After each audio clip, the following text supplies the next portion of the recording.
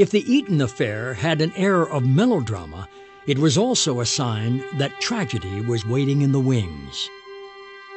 Vice President John C. Calhoun, whose wife had battled Jackson over Peggy Eaton, was simultaneously involved in another crisis, one that threatened to bring the nation to civil war.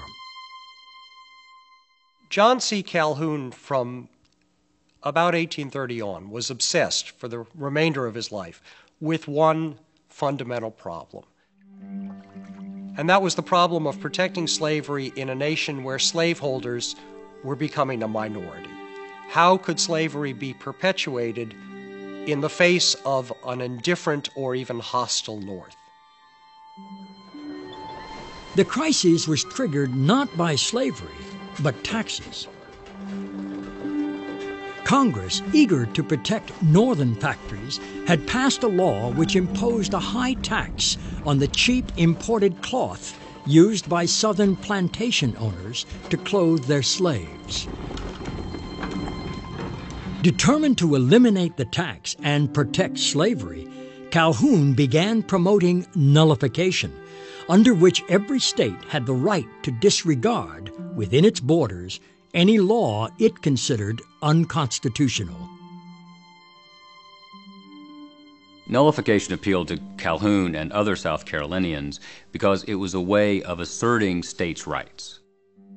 And clearly that was a fundamental threat to the entire idea of a federal system. And it went straight to the heart of the fundamental American question of who was sovereign.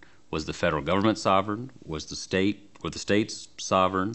Were the people sovereign? These were all incredibly complicated questions that consumed the Jackson White House and Jackson's Washington. Nullification's fiercest supporters were congressmen from South Carolina. Its bitterest opponents were northern congressmen who were convinced it would lead to the breakup of the Union. And then there were those whose positions were unknown, including President Andrew Jackson. On April 13, 1830, all three factions were represented at a dinner in Washington, D.C., in honor of Thomas Jefferson's birthday.